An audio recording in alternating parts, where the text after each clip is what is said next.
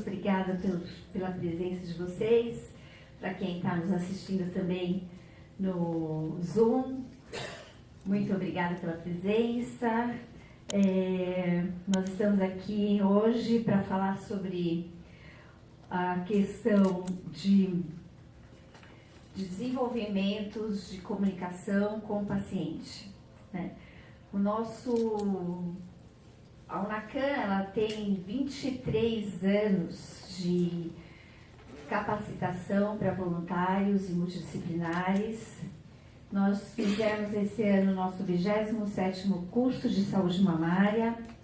Iniciamos em 2001. Para quem não conhece, eu sou Clarícia Ramos e estou presidente desde 2017.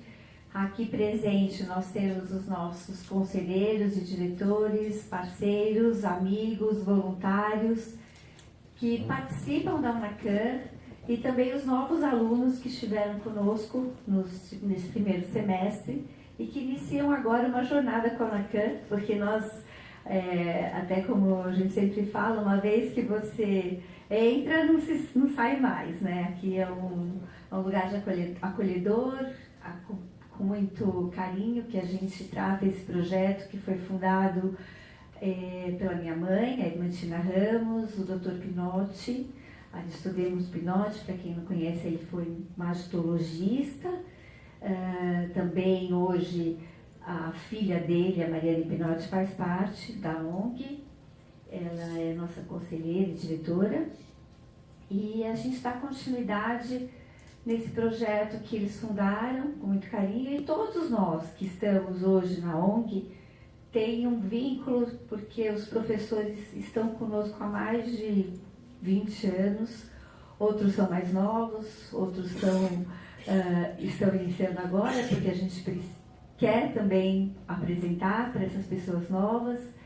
E então a UNACAM tem esse objetivo de capacitar voluntários e multidisciplinares, acompanhar o paciente na jornada dele e orientá-lo junto com seus familiares.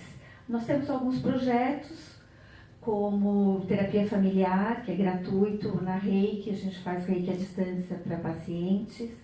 A gente tem, distribui alguns brindes em hospitais com o objetivo de chegar perto dessa paciente e falar também sobre o nosso curso. Nós não somos uma rede de acolhimento, mas a rede de acolhimento participa da UNACAM. Então, esse curso que nós estamos encerrando hoje, ele tem a coordenação também da presidente da Sociedade Brasileira de Mastologia, Sociedade Brasileira de Psico-Oncologia, a Fabiana Caron, por favor, não quero dar um pelinho que a gente vai conversar juntas aqui, o microfone está ali. A gente pensou nesse curso com o objetivo de trazer... Fabi, o celular.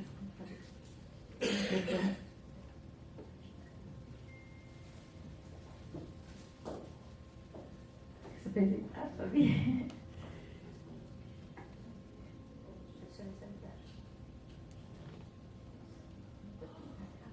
Bom dia a todos, a todas. Para quem está nos assistindo, né, aí online, é um prazer estar aqui com todos vocês, principalmente a convite da Clarícia, né, aqui na UNACAM, uma ONG tão importante e pioneira, né, nesse trabalho aí com pacientes com câncer de mama.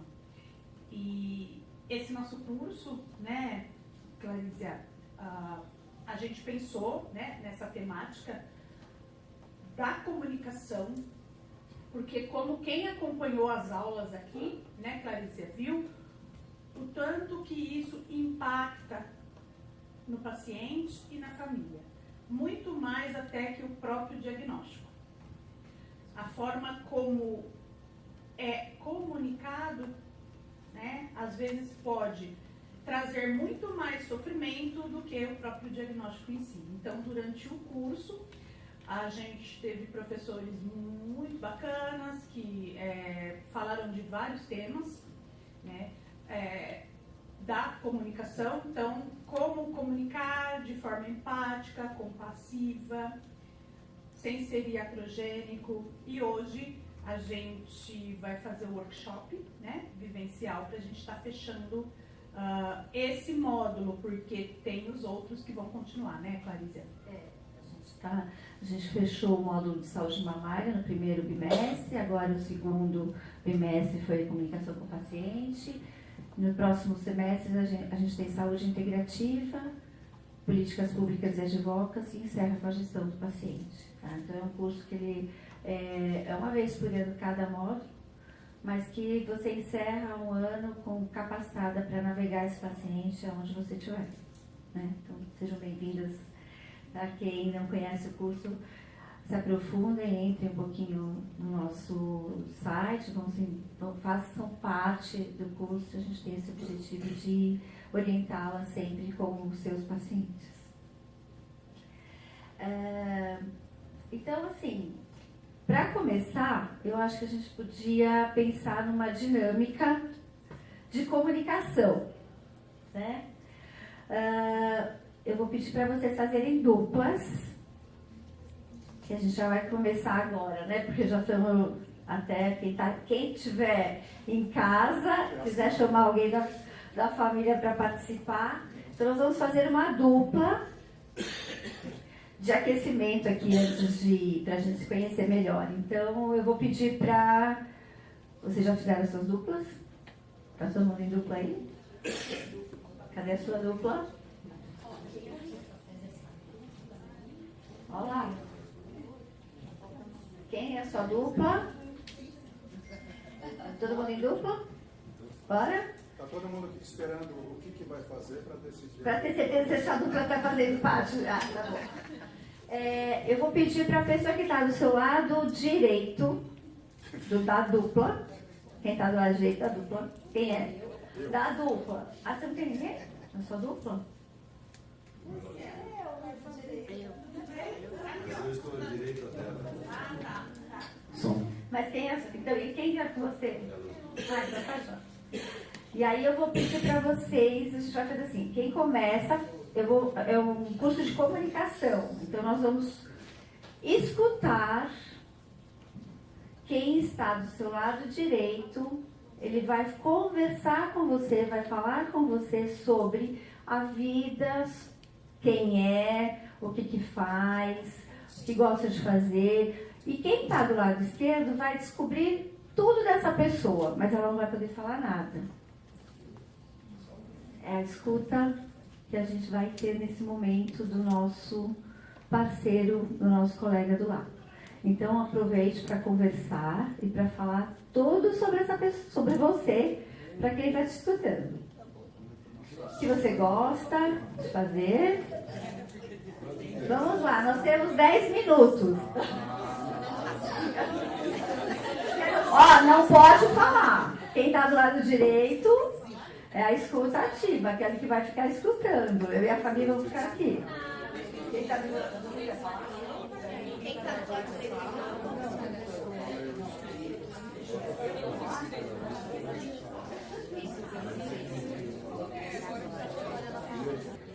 Tudo bem agora?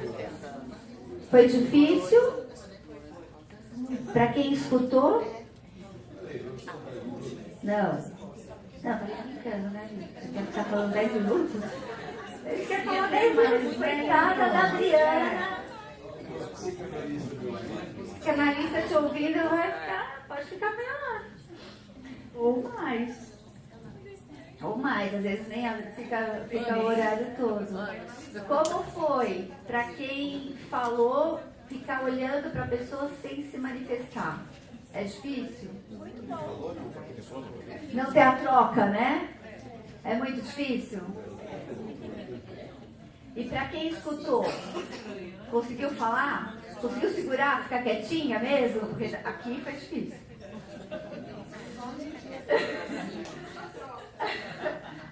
Eu falei isso, não pode falar, não. Tô brincando. Mas e aí, foi difícil?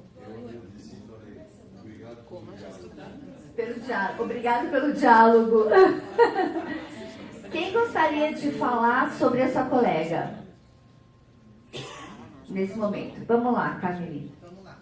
Ela é a Luísa. Espera só um pouquinho, tem o microfone. É porque a gente está gravando, amor. Olá pessoal, bom dia. A minha colega é a Luísa, ela é carioca, mas ela já está aqui em São Paulo há muitos anos, quando ela veio trabalhar pelo terceiro setor. E ela trabalha hoje na Américas, né, que é uma ONG, circula o estado inteiro com a carreta da mamografia, fazendo todo esse trabalho junto aos pacientes, e é um trabalho que ela ama fazer. Tem 6 minutos para você falar, hein? Mais 6, vamos lá. É uma pessoa, ela diz que ela gosta mais de ouvir do que falar, mas ela falou bastante sobre ela. É uma pessoa que gosta de acolher o paciente, deu para perceber por essa fala, esses 10 minutos que nós falamos, né? Que ela é uma pessoa muito disposta, muito acolhedora e que realmente ela ama o que ela faz, porque o olhinho dela brilha muito. Que bom, obrigada. Oi, pessoal. Pessoal de casa, como é difícil, né? Comunicar e ficar em silêncio. E olha que eu tô aqui com a minha mãe, eu a conheço, mas a nossa dificuldade é impressionante. Você sempre tem coisas para descobrir da outra pessoa. E o que a nossa dupla descobriu é que ela não fala dela. Ela fala da família, ela fala dos filhos, ela fala do país, ela fala da maneira como ela se põe no mundo para cuidar do outro. Ela não fala dela. E essa é uma dificuldade que eu acredito que a maioria das pessoas tem. Quando a gente pede para falar de você ou quem é você, a gente paralisa. Essa a lição que eu aprendi hoje. E aí, claro que eu quero, fala de você, eu não consegui ficar quieta, fala de você. E ela continua falando. Eu tenho uma família linda, eu tenho 4 filhos, é sempre do outro e nunca dela. Então, talvez a experiência que a gente precisa ensinar é falar de você mesmo. Porque tem até um versículo que eu gosto muito que é assim: ama você primeiro. E aí, com seu amor, você pode amar o próximo. Esse é o primeiro ensinamento de Jesus. Então, assim, que a gente possa aprender a reconhecer o talento individual de cada um. E que a gente possa conseguir comunicar isso para o outro. Obrigada. Que ótimo. Olá, a Olivia também quer falar. Obrigada, Lucas. Oi, bom dia a todos. Não sei se eu vou conseguir lembrar de tudo, mas vou fazer o possível, porque eu fiquei contando nos dedos, estava me perdendo para poder gravar tudo. Então, a minha parceira é a Juliana, enfermeira paliativa. Ela ama o que ela faz também. Ela tem 42 anos, está se divorciando. Ela falou assim que ela não tem filhos, mas ela tem os pets. São 5 gatos e 2 cachorros. Ao contrário. Você pode falar. Nossa, eu gravei por causa dos 5 pães e 2 peixes. Eu gravei isso. Então eu fiquei fazendo 52 na minha mão para gravar. Então eu só inverti, tá? Os pets. Mas são todos pets. E ela teve um diagnóstico também de câncer de mama, por isso que ela está fazendo também, ela gosta de estudar, continua estudando, e ela quis trabalhar com os pacientes, né? Porque tem um mito, né? Que o paciente que está em tratamento paliativo está assim já no final, né? Então ela falou assim que não é isso, e ela ama tudo isso, fazer esse trabalho que ela está fazendo. Aí, o que mais que eu vou lembrar mais? Continuo estudando. Tá, acho que é isso. Não lembro mais muita coisa, mas Obrigada. É o principal. Obrigada. Bom dia para todos, tudo bem? É um prazer estar por aqui.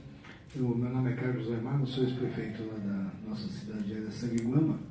É um prazer e uma honra estar aqui, especialmente para conhecer vocês de perto, porque o que eu ouvi aqui, também da Luzmar, que é a nossa semente de vocês lá.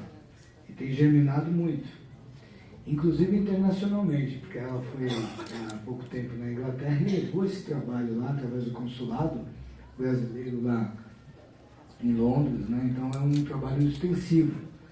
E para a gente ver como é que são as coisas. De uma cidade pequena saiu uma semente que está sendo até internacional.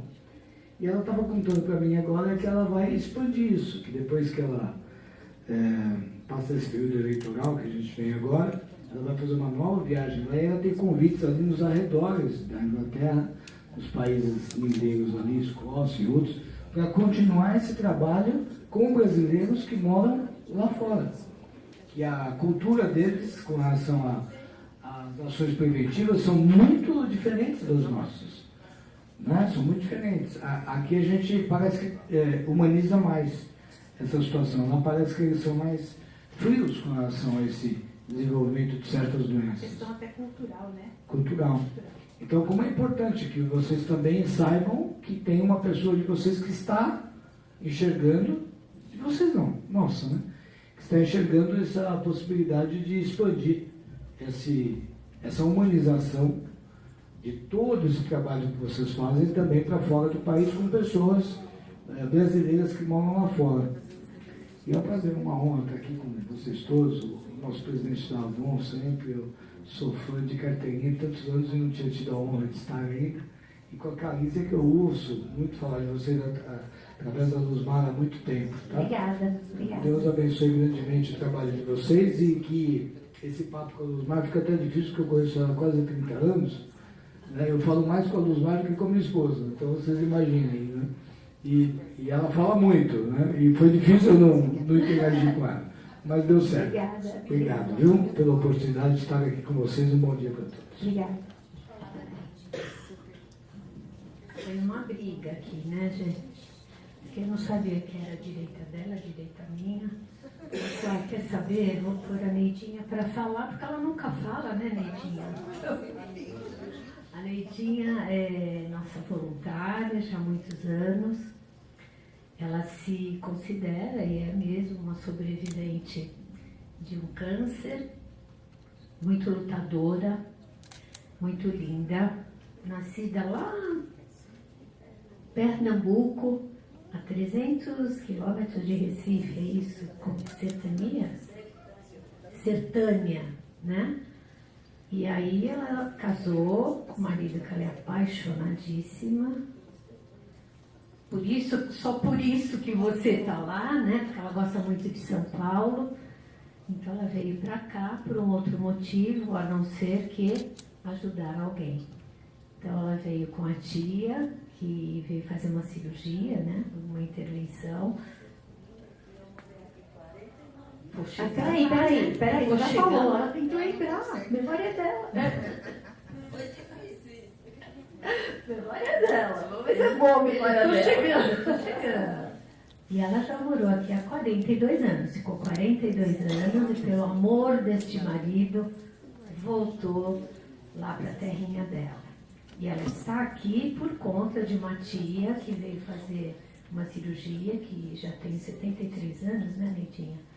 Ou seja, continua o seu trabalho de ajuda, de voluntária, de humanização, de acolhimento. E ela é uma pessoa, assim, muito especial.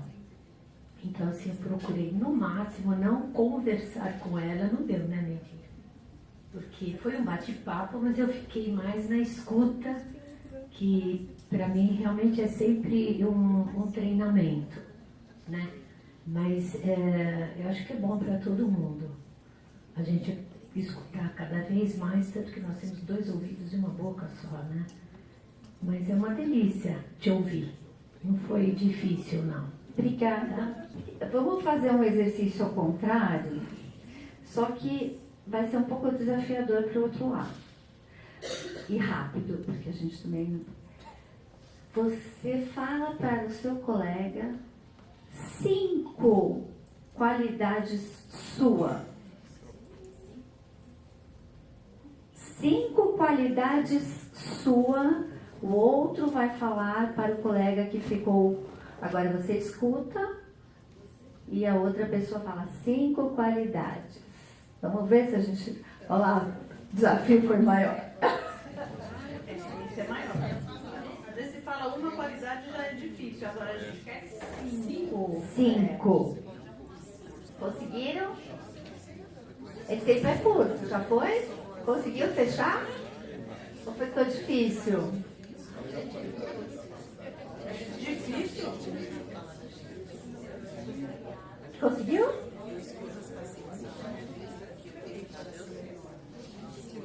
Conseguiram? Foi? É fácil? É mais difícil?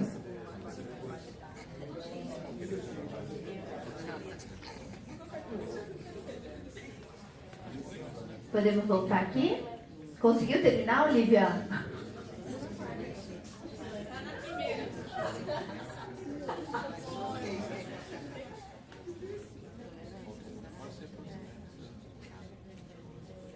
Podemos voltar?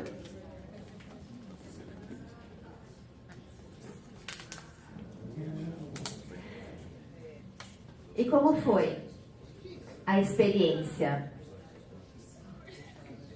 Queria saber de vocês como foi a experiência de falar das qualidades.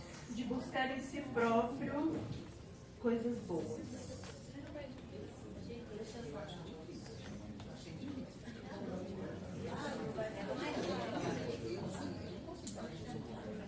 Eu quero saber como foi a experiência de vocês, essa da dupla, de escutar e de falar da qualidade. Como, eu quero saber o que vocês, como foi fazer esse exercício para vocês.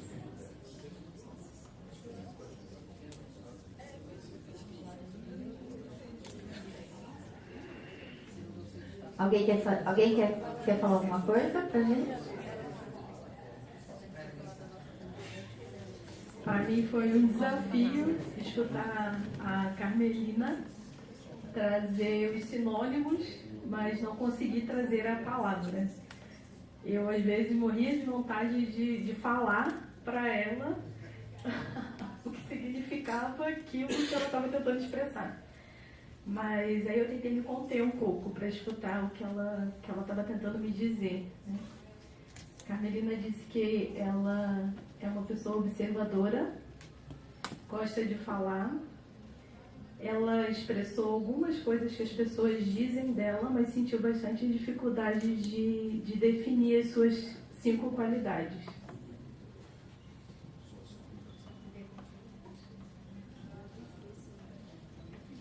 Obrigada. Bom dia a todos. Olha, foi muito difícil para mim falar as minhas qualidades, porque eu acho que eu sou uma pessoa que eu não gosto muito de falar as coisas boas que eu faço, porque talvez eu não goste de me vangloriar, talvez, mas eu fico aqui, ó, matutando. E ela querendo falar, a Karina, ela falando, eu quero falar, posso falar? E eu assim, não, mas eu também não sei se eu concordo com o que eu tô falando.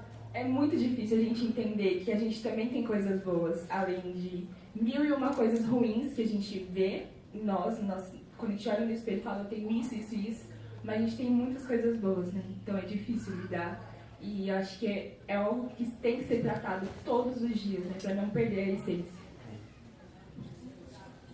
Qual é o seu nome? Desculpa. Alicia. Alicia, a gente até estava comentando aqui, né? Eu, na verdade, esse desafio ele teria que ser maior. Já foi uma vez feito para mim, para a gente trazer 20 qualidades nossas.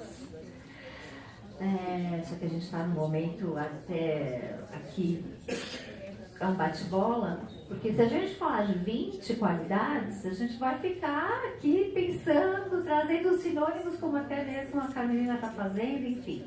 Mas eu coloco para vocês levarem para casa como um exercício. Lembrando que a gente está fazendo um workshop aqui hoje. Então, hoje a ideia é trazer essa troca, é trazer esses exercícios, é fazer essa vivência e a gente refletir sobre tudo isso. Então, leve para casa com o primeiro exercício do dia, de listar 20 qualidades suas. É muito difícil, mas é possível. Porque todos nós... E até... A Fabi estava falando assim, eu acho que é mais fácil falar das qualidades do que o defeito. É mais fácil falar de qualidade do que defeito, né? Do que defeito. E, na verdade, eu acho que o que eu vejo no voluntariado, que até foi uma das coisas que nós conversamos, o voluntariado não enxerga a qualidade. Olha a dificuldade que é de você levantar 5 qualidades suas. Porque a gente tem aquela questão de não olhar muito para nós, como até a Fran trouxe para nós aqui, e olhar para o outro, e acaba esquecendo da gente. E as coisas que a gente acaba fazendo, muitas vezes, será que eu fiz certo? Será que eu fiz errado? Né? O que eu estou fazendo? Nossa, acho que eu não fui carinhosa, eu não fui atenciosa, eu vou mostrar, sempre eu vou me preocupar em ser melhor. Né? Mas, ao mesmo tempo, como dizia um diretor de teatro, ninguém sabe o script, a história é sua. Né? Ninguém precisa saber qual é o lado que você tem que ir, se você tem que ir para o lado direito ou para o lado esquerdo. Só vá para o lado, mas vá com convicção, vá certo do que você quer fazer na sua vida. Então, ele fala, estou brincando porque quando eu fazia teatro, luz, câmera, divirtam-se. Se errar, errou. Mas erra com convicção. Né? E se você puder corrigir, você corrige lá na frente. Mas naquele momento, ninguém sabia que você tinha que ir para o lado direito. Todo mundo acha que você tinha que ir para o lado esquerdo. Mesmo todo mundo vai para o direito e você vai para o esquerdo. Vai para o esquerdo, mas vai. Talvez a cena desviou e todo mundo olhou para você e você foi o centro da cena. Mas a gente não precisa saber da história. Né? Então, essa é a ideia dessa vivência que a gente teve aqui, rapidinha para se conhecer um pouquinho, conhecer quem está do nosso lado. E durante o dia, a gente vai fazendo algumas outras atividades para que a gente possa pensar nessa comunicação verbal, não violenta, empática, como tudo isso que a Fabi trouxe para nós. Tá bom? Tem alguém na sala do Zoom já? Tem? Tem bastante gente. Que bom. Então, vocês que estão no Zoom com a gente, obrigada por terem vindo. Eu queria colocar o Alexandre. A gente vai passar, eu vou convidar a Beatriz para subir aqui com a gente. Beatriz. E nós vamos falar um pouquinho da comunicação da rede. Por favor.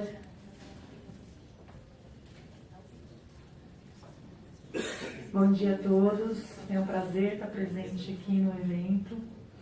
Eu sou Beatriz Jerônimo, sou médica mastologista, sou representante aqui da Sociedade Brasileira de Mastologia Regional São Paulo e trago aqui, claro, o apoio a esse evento. Achei interessantíssimo o workshop e o trabalho que vocês fazem, olhei nas divulgações que tem, é muito interessante. Acho um desafio, especialmente para nós médicos, que somos muito treinados tecnicamente em diversas coisas e pouco na comunicação e no acolhimento. Então, isso tem se tornado e sendo representado cada vez como mais importante. E eu vim aqui especialmente em nome também da sociedade para estabelecer aí, divulgar e falar a respeito do apoio que a sociedade e essa gestão especialmente tem feito com o trabalho com as ONGs. E estamos com uma programação de lançamento do site que vai ter muita informação a respeito do trabalho das ONGs e para o público também de pacientes, para divulgar a informação e o acolhimento, especialmente que cada grupo faz, em cada parte específica, divulgar os cursos e para os profissionais e etc. E também a respeito do Outubro Rosa, né, que é sempre uma divulgação e deixa todo o trabalho aí mais claro para todo mundo. Estamos aguardando só a Sociedade Brasileira de Mastologia lançar oficialmente o Outubro Rosa. E a nossa intenção é que seja um mote com todo mundo, com as ONGs também, para que a gente faça um trabalho bem rigoroso, especialmente de divulgação e informação. A gente sabe que nesse período a gente tem um estímulo maior, então estamos aqui nesse apoio total, estou representando e vim aqui para aprender. E gostei muito das estratégias e do curso que já foi feito, enfim, dessa finalização. Achei extremamente interessante e gostaria que os médicos tivessem uma divulgação maior, principalmente sobre a questão da comunicação. Eu acho importante e não é tão feito e não é tão valorizado, infelizmente. Obrigada. A gente percebe que está tendo um movimento muito grande, a partir do momento que a gente está nas redes sociais, né? Tem um movimento muito grande de fala desses médicos, de levar informação mais próxima para o paciente, para o familiar, ou de técnicas, medicamento, o que está acontecendo. A gente entende que essas informações, a rede hoje, né, de digital, meio digital, até os grupos médicos, as sociedades médicas, elas estão se colocando de uma forma para chegar cada vez mais e mais pessoas, né? Eu lembro que, por exemplo, teve um alinhamento um ano onde todos falavam a mesma, todos os médicos tinham um mote para falar numa campanha de Outubro Rosa. E qual é o impacto que isso reverbera para dentro das sociedades? Eu estou até falando de vocês duas como duas sociedades que estão aqui conosco. Qual é esse impacto que isso reverbera não só para o paciente, mas também para o profissional se sentindo incluído dentro do processo? Então eu queria que vocês contassem um pouquinho para a gente como é trabalhar com uma sociedade que tem uma responsabilidade de levar informação com qualidade e comunicar sempre, porque vocês acabam se comunicando desde o paciente que está ali começando a jornada até o profissional que está recebendo aquela informação. E qual é a forma que a gente consegue trazê-lo para perto? Eu, como a Sociedade de Mastologia, falando de medicina, é uma semente, né? É o início, uma semente. Então, é um desejo e uma opção e uma procura recente das pessoas mais jovens. A gente, como sociedade, até na nossa gestão atual, que é esse triênio, a gente tem valorizado muito essa forma, não só em questão de comunicação, como a valorização dessa divulgação, de acolher o paciente, de trazer, de fazer o diagnóstico. Nossas jornadas e cursos têm aparecido muito fortemente. O trabalho que a gente chama de survivor, quer dizer, o segmento da paciente, a vida pós-câncer, qualidade de vida pós-câncer. Então, isso é um trabalho com os médicos que sempre prezaram e vão em congressos e etc. Estão preocupados com a parte técnica, autorizações, né? E atualmente tem tido essa procura, a gente tem estimulado de todas as formas em relação à comunicação, diagnóstico, segmento da paciente, pensando na qualidade de vida da paciente em todos os sentidos. E a gente tem visto cada vez mais que a procura também está atrás disso, especialmente no público mais jovem, né? Nos médicos mais jovens. A gente, como sociedade, está aqui trazendo essas atualizações até para que público novo, o público jovem, quem se interessa dos médicos, tenham um treinamento adequado e consigam fazer essa passagem do que faz diferença, né, para o paciente também, o acolher, o estar junto, o seguir, o olhar, né, que isso a gente sabe que não é uma rotina e um comum dos médicos quando fazem, seja o diagnóstico ou o segmento da paciente, que eu acho que também isso é importante, essa comunicação, ela persiste, não só no dar a notícia, mas no seguir, estar junto, acolher, né, eu acho que é tudo, um todo, né. Então a gente como sociedade tem estimulado isso cada vez mais, e eu como representante dessa gestão atual, digo para vocês que isso é assim, uma das nossas prioridades, e acho que faz bastante diferença como sociedade para a gente tentar mudar um pouco até a maneira como que o paciente é visualizada e como é seguida por esse público de médicos que atende, né? No caso da Sociedade Brasileira de Psiconcologia, a gente quer levar e cada vez mais conseguimos levar, primeiro, que o câncer, ele não acomete só a parte física. Ele vai muito além do físico. Ele vai impactar no mental, no emocional, no cognitivo, no social. Então, o nosso trabalho, enquanto com os profissionais, é fazer o trabalho de que não basta ser só psicólogo, precisa ser um especialista. Eu sempre brinco, né, Clarisa, que eu falo assim, quando você tem um câncer de mama, você procura quem? Mastologista ou ortopedista? Ué, mas não é todo mundo médico? Então eu poderia ir em qualquer um. É médico, eu vou... Não, a gente vai no especialista. Na psicologia é a mesma coisa, né? Você tem que procurar um psicólogo especialista. E o que a gente tem feito na questão para atingir os pacientes? Para que os pacientes tenham essa informação e que eles conheçam e se conscientizem.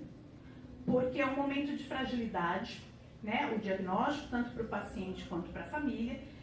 E hoje, as redes sociais, a internet, elas nos ajudam muito, mas elas também nos atrapalham muito, tá? Porque o que a gente vê de coach oncológico, de terapeuta oncológico, de qualquer coisa que não é um psicólogo, que estudou quase 6 anos, se especializou, tem técnicas, tem instrumentos. Então, assim, hoje a gente trabalha com o paciente no sentido de mostrar para ele o profissional que ele tem que escolher e também que ele tem direito de um suporte multiprofissional. Né? Só no Brasil ainda a gente tem essa coisa autocentrada na figura do médico. Quando a gente fala de câncer, a gente pega Estados Unidos, Canadá, todas as pesquisas e todos os centros, não existe nenhum lugar sem o psico-oncologista, que é aquele que vai olhar para o cuidado psicossocial. Infelizmente, aqui no Brasil a gente está longe disso. Falta o reconhecimento, né, principalmente de gestores, e na grande maioria são médicos, os gestores, de ainda achar que isso pode deixar para lá. Primeiro a gente vai curar o câncer. Depois, aí o resto a gente vê, a gente não tem dinheiro, a gente tem que comprar ressonância, o psicólogo vai ser muito caro. E quando eu contrato um psicólogo, eu pego qualquer psicólogo, não pego um especialista. Então, a nossa função, Clarísia, é no sentido de capacitar esse paciente, essa família, de que tem especialistas que vão cuidar dessa parte, que não é só no diagnóstico, como bem a doutora colocou aqui. A gente tem depois o pós-câncer, que é o que a gente chama aí a reabilitação psicossocial dessa pessoa. Cada vez mais as pessoas vão se curar, mas vão se curar como? Com que qualidade? E o nosso trabalho também entra muito forte nisso, é direito do paciente, é direito da família, então é importante que se exija. Eu quero um cuidado emocional, eu quero um cuidado social, eu vou cuidar do meu câncer, eu quero me curar. Mas eu preciso também das outras coisas, porque eu não sou só o câncer, eu sou uma pessoa. Então a gente hoje quer mostrar isso. Não só para paciente, mas também para a família e o profissional. Quando ele a comunicação, né, de como ele está hoje, como esse profissional está se colocando para o público, porque o que eu vejo é que cada vez mais eles estão até se sentindo mais à vontade, né, na questão digital, mas a gente percebe que acaba, como eu vou dizer assim, eles se comunicam, eles chegam mais próximos desses pacientes quando eles estão dentro da rede do marketing digital, acaba chegando muito mais próximo. E como está sendo essa troca? Porque a gente vê que como está sendo isso? Eu acho que isso é um ponto importante na questão de comunicação dentro do ambiente de estágio digital. A gente tem um abismo muito grande disso para esse tratamento, essa valorização dentro do consultório, falando do mundo médico, não. É uma coisa quem está se comunicando na rede social, está falando, e eu acho que isso tem seu papel também, tá? Porque hoje em dia os pacientes procuram muito isso. Você tem o diagnóstico de câncer, Você vai no site, você vai no Instagram, você se sente acolhido por vários discursos, por vários pacientes, por vários médicos, todos os outros profissionais da equipe multidisciplinar, consegue coletar informações, consegue se identificar com aquilo, então tem o seu papel, tá? Mas disso para, na frente do consultório, o que é feito, uma distância muito grande, mesmo aquelas mesmas pessoas que estão lá no digital, tá? E a gente sabe que essa realidade também é de uma bolha, tá? Claro que se a gente for falar de Brasil, de SUS, assim, a gente não tem essa realidade, então eu acho que tem um processo muito grande, um caminho duríssimo entre as pessoas se interessarem por isso ou se interessar pelo marketing que isso causa, pela divulgação e isso ser aplicado na realidade, tá? Isso ser comunicado, isso ser o paciente ser acolhido em todas essas fases, todas essas propostas. Uma coisa que se vê tem a sua importância. Hoje em dia com as redes sociais a gente tem sua importância, tá? Muita gente procura e consegue um acolhimento em todos os discursos, todas as falas, todos os vídeos, o que quer que seja. Agora, disso e aí é um desafio nosso, talvez como sociedade, tá? Isso ser aplicado na prática, eu tenho que treinar, capacitar e mostrar a importância disso para os médicos que estão atendendo, que é querendo ou não, é quem vai receber a paciente e vai passar a informação, seja da importância da equipe multidisciplinar, seja do acolhimento em todas essas fases, da importância do segmento da paciente pós-câncer. Tá? A gente está com uma sementinha, tem um caminho longo para ser levado. A gente está numa programação da Jornada Paulista de Mastologia agora, atualmente, que é em outubro, mas é o evento mais importante, se não falar de São Paulo, do Brasil. E a gente fez mesas assim, que são atualmente, felizmente, as mais procuradas de segmento e survival dos pacientes, com toda palestra de equipe multidisciplinar e todo mundo tem se interessado muito a respeito disso. Mas lembrando que isso é uma semente. Para isso, para a realidade, é interessante, é bonita, é legal, até os médicos se interessam muito. Agora vai lá dentro do consultório e vamos ver como que pega, como passa, como apoia, como acolhe, como encaminha para a equipe multidisciplinar, a gente sabe da importância disso, aí é outra distância, tá? Eu acho que tem um caminho muito longo e árduo a respeito disso. De fato, a gente vai colocar isso em prática, né? Porque realmente ali no Instagram tem a sua importância, é o que a gente falou, mas a gente tem uma tela. Agora, como a doutora falou, e quando essa paciente chega ali, né, lá dentro, realmente no consultório, tete a tete, olho no olho, né, coisa que pela tela não vai conseguir tratar, como que é isso? Né? Então, isso tempo, né? Tempo de falar, de estar junto, né? A gente sabe também que não é uma realidade. Como falar, a questão que a doutora falou, de quem está ali, o médico que ele é o centro do tratamento no sentido de navegar, né, esse paciente, vamos falar assim. Então, ele ter essa consciência da importância dos outros cuidados e a forma de comunicar, a forma de falar, a forma de introduzir o assunto e até saber quem indicar. Agora, né, isso, vamos ver o que está acontecendo lá de fato, porque nas redes sociais é tudo lindo, maravilhoso, todo mundo é ótimo. Agora, quando a gente de fato recebe essa pessoa, como que a gente vai fazer?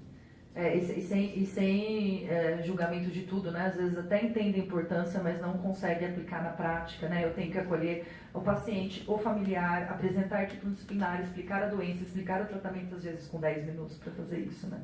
Então é todo um rolê que envolve muito mais coisa do que só o conhecimento, só a habilidade, né? É muito grande isso, assim. Então eu acho que é um caminho aí longo para a gente seguir, sempre tentando fazer o que for possível para estimular, para fazer virar, para dar informação, né? Eu acho que como sociedade, para dar informação pro técnico, pro médico, para como isso pode ser feito, né? A importância disso, né? Muita coisa para ir ainda. Até para que o próprio médico, ele consiga entender que em 10 minutos não dá.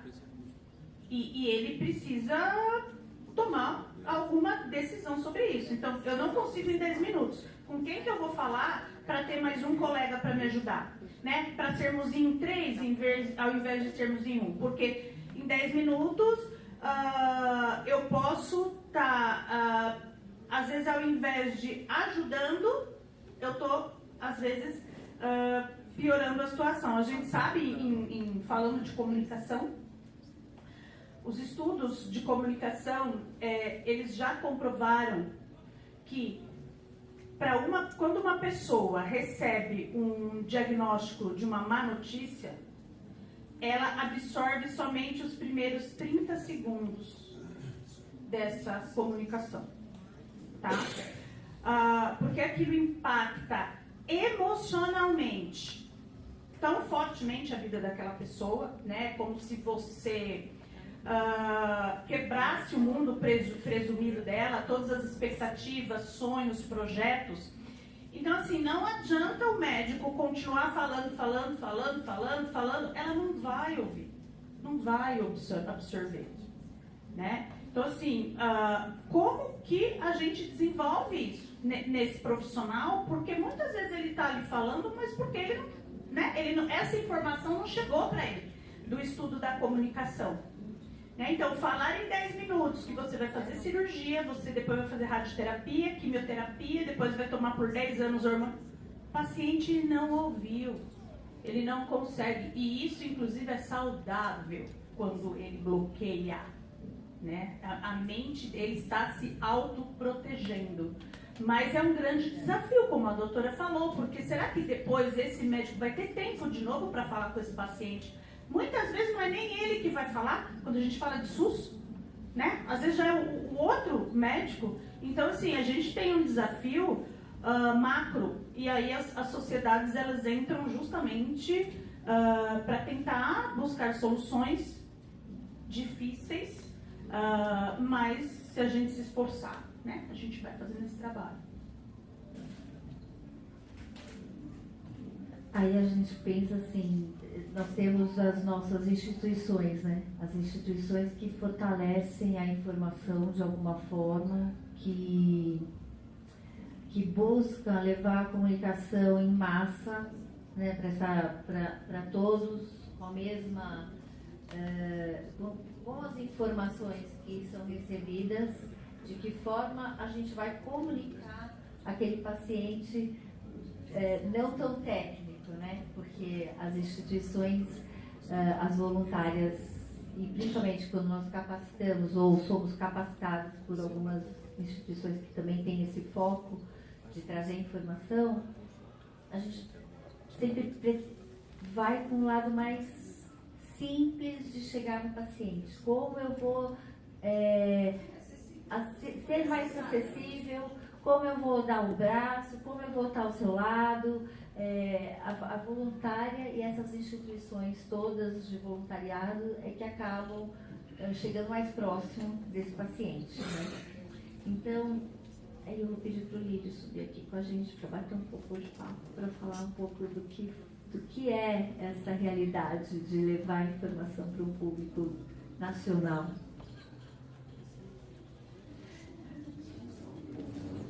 Mas você ajuda a gente aqui a caminhar junto. Daqui a pouco o Alexandre está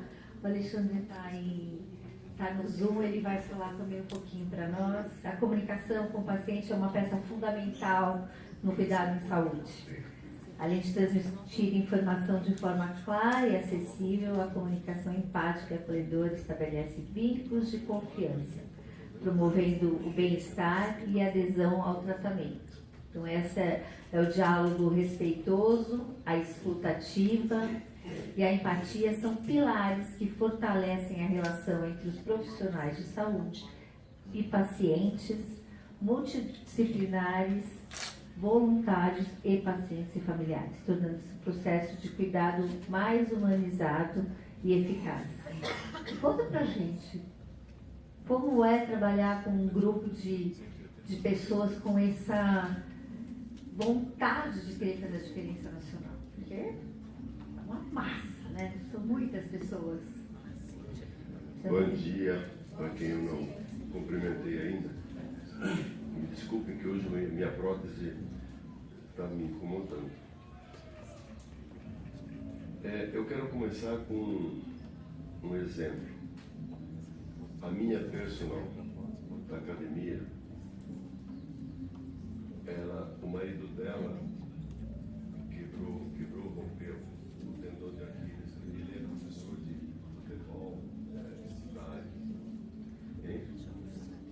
mais, porque a minha voz é muito forte. E claro, pelo SUS, e eu sinto porque isso me incomoda muito, muito. Eu passei por isso, eu tenho uma história aí do câncer de mama com minha mulher, e eu vivi isso muito, quase como paciente, como um acompanhante, onde eu estava toda semana acompanhando quimioterapia durante muito tempo. E eu tenho queixas assim numéricas sobre a forma da comunicação com o paciente. Eu sei que hoje, quando eu ouço você falando dessa necessidade de estar próximo, eu vejo que houve avanços, mas nós temos muito espaço pela frente, muito.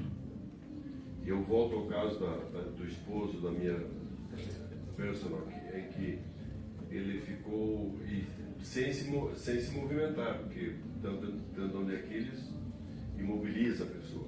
E ele é um profissional, ficou sem trabalhar, acho que 45 dias. Finalmente ele foi para a cirurgia. Anteontem, ela faltou na aula da academia porque foi acompanhá-la. E ela me contava, hoje é sábado, ela me contava no dia seguinte, eu falei, como é que foi? Ela falou, olha,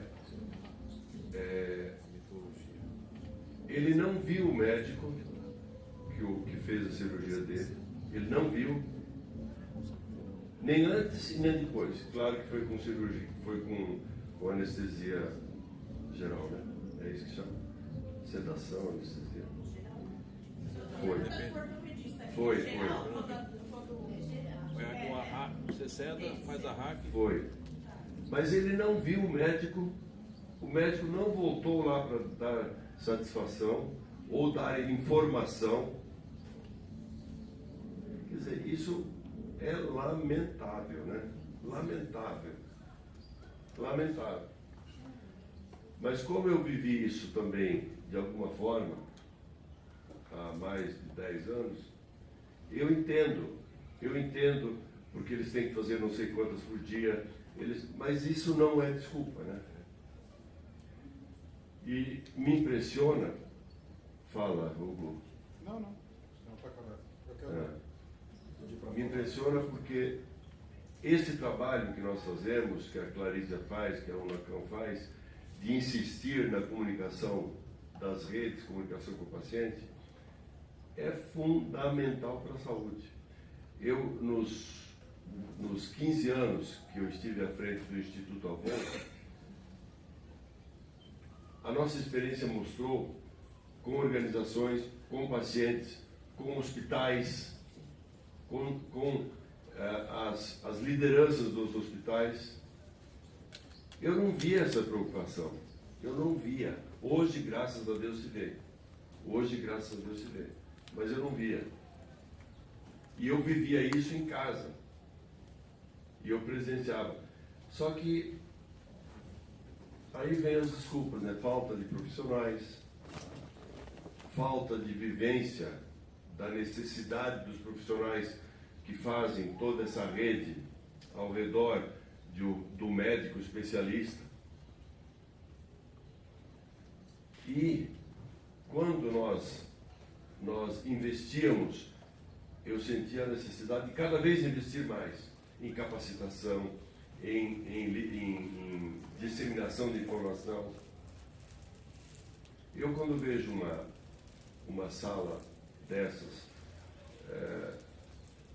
não tão lotada, num sábado de manhã, eu fico assim, nossa, será que nós estamos conseguindo atingir o que nós queremos atingir?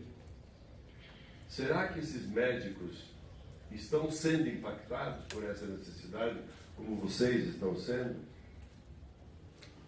E eu não falo da medicina particular, porque essa talvez tenha um pouco mais de privilégios. Não necessariamente. Não, a minha experiência sempre foi medicina particular. Sempre. E não foram tão boas, né? E não foram tão boas. É uma medicina privada. Eu- É o que eu falo, a gente não pode generalizar. A gente vai encontrar profissionais humanos, empáticos, compassivos. Só que é cada vez menos, né? E como eu coloquei aqui, né, Lívio? Eu concordo com você. Eu não tenho tempo, eu só tenho 5 minutos. Não é desculpa. Então, o que eles vão fazer? Qual a gestão para falar? Eu não consigo, porque eu só tenho 5 minutos. Eu preciso de mais gente. Se eu ficar deixando para lá, eu não consigo. Então, aí a gente tem um problema. Exato. Hoje eles deram uma ação social onde nós atendemos 100, 120 famílias, todas de periferia, todas de comunidades. E eu sei o que essas pessoas passam. Eu vivo, eu ouço. Eu não tenho vergonha de dizer, eu só usei o SUS na minha vida para tomar vacinas. Foi boa? Hein? Foi ótima. Foi ótima. A unidade básica que eu uso, a UBS, é maravilhosa. Mas nós temos muito espaço. E esse trabalho, Clarisa, do Monlacan e de outras muitas organizações sociais pelo Brasil, das quais vocês também participam, fazem um trabalho maravilhoso. Mas eu vou morrer angustiado. Eu vou morrer angustiado. Já estou fazendo quase 60, 80 anos. Já fiz 60. Setembro completo 80. Eu vou morrer angustiado. Porque eu não vejo... Eu vejo soluções assim pontuais, mas eu não vejo uma solução mais abrangente. Falei muito.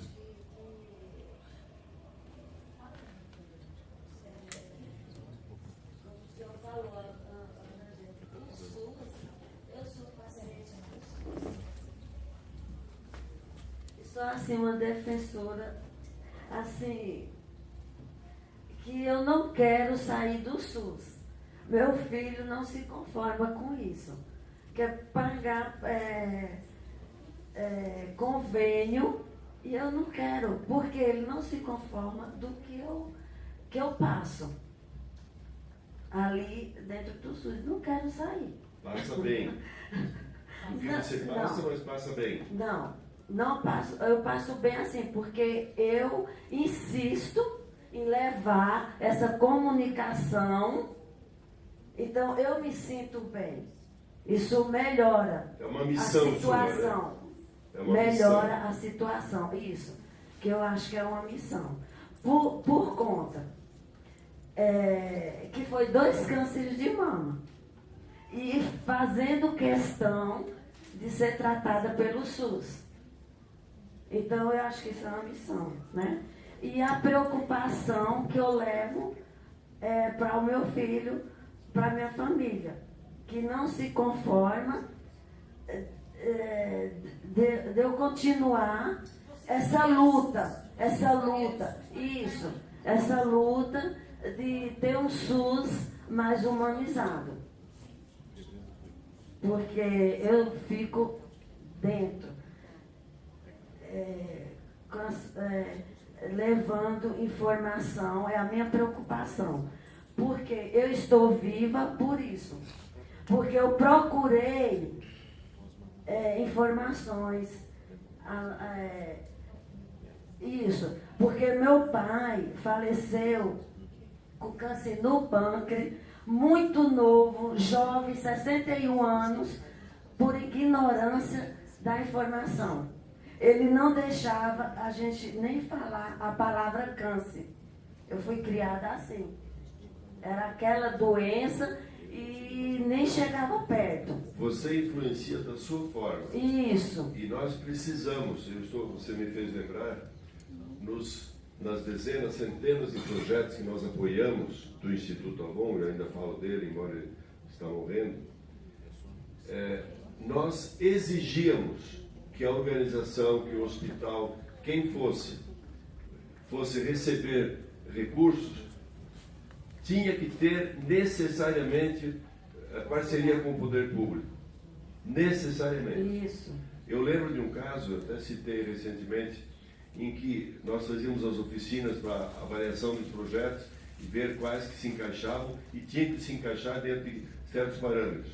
Nós tivemos um caso aqui do interior de São Paulo que o representante que veio, ele disse, nós abrimos mão do valor, eu não lembro qual era, desse valor, desse apoio, porque nós não conseguimos parceria com a Secretaria de Saúde do município. E é bem assim mesmo. Falei, então, desculpe, você vai trabalhar isolado, porque a influência, isso que você faz, você está influenciando o trabalho a ser feito. Então, as organizações sociais precisam exigir que o poder público, que o serviço público seja influenciado por esse trabalho. É isso que eu estou levando para... Quem aqui trabalha no serviço público? 1, 2, 3, 4. A conversão trabalha ali também. Quem? No serviço público.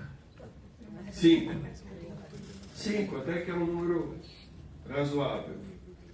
Mas nós precisamos influenciar. Tem jeito, tem recursos, tem gente boa, tem profissionais bons, mas precisam de... E quando que a voz do paciente ela é importante? Porque quando o paciente, a pessoa, ela está munida de informações corretas, né? Porque hoje em dia também a gente tem a questão da fake news. Quando a informação ela é correta, de uma fonte segura, ele pode exigir. Se a gente não tem a informação, e aí a gente entra de novo, porque informação tem a ver com comunicação, né? É o quanto a gente se comunica de forma correta ou não. E aí, quando esse paciente ele está munido de tudo isso, ele consegue ter voz para exigir aquilo que ele mesmo paga. Porque o SUS, ele é um projeto, se a gente for ver, ele é fantástico. Não existe em nenhum lugar do mundo. O SUS ele tem condições de oferecer muitas coisas, mas aí por outras questões isso são desviados. Agora, se o paciente, se ele está munido da informação correta, ele vai, e aí com a voz dele, ele consegue, apesar de ser exaustivo, de ser desgastante, difícil emocionalmente muitas vezes, mas é assim que a gente consegue. Eu queria colocar uma coisa, porque quero concordar com vocês e reforçar o que o Lírio falou e discordar num ponto fundamental. Né? Fabiana, não se ofenda com o que eu vou falar agora, eu vou te usar de exemplo. Tá? A tua primeira fala aqui, quando você foi falar da importância de comunicar e ser entendido, o primeiro termo que se usou foi iatrogenia. Tá? Você precisaria, no mínimo, ter explicado na mesma hora o que isso significa para as pessoas. Né? Um dos maiores vícios da comunicação dos especialistas é achar que todo mundo fala a mesma língua que eles e achar que o que eles estão falando é natural e, portanto, eles não se comunicam com ninguém. Tá? Esse é o primeiro ponto. Em 2006, eu participei da fundação da FEMAMA junto com o Lírio e todo mundo. A gente está nessa batalha aí desde 2000 e pouco, né? Faz muito tempo. Né? Eu sou autor do projeto de Peito Aberto junto com a Vera Gloli, que é minha esposa, que faleceu faz 2 anos. Tá? E todo mundo usa como desculpa o SUS. Tá? E isso é uma grandíssima inverdade. Meu pai faleceu de câncer nos anos 80, na época em que os planos de saúde eram incipientes, não cuidavam de câncer. Foi tratado nos melhores hospitais de São Paulo, nós tivemos que vender um monte de coisa para fazer esse tratamento, era um tipo de câncer extremamente complicado, pagando médicos todos de ponta, o comportamento execrável da maioria deles, em todos os momentos da relação. Tá? E no dia que meu pai faleceu num hospital de ponta de São Paulo, nós estávamos lá, a família, estava saindo a equipe médica, né, ele estava na UTI, veio o assistente do assistente do assistente, todo envergonhado. Eu achei que que a equipe ia se aproximar para falar meus sentimentos, qualquer coisa, não. Eles passaram reto, veio o assistente do assistente do assistente me perguntar quando eu ia dar o último cheque. Foi a comunicação que nós tivemos final com essa equipe. Tá?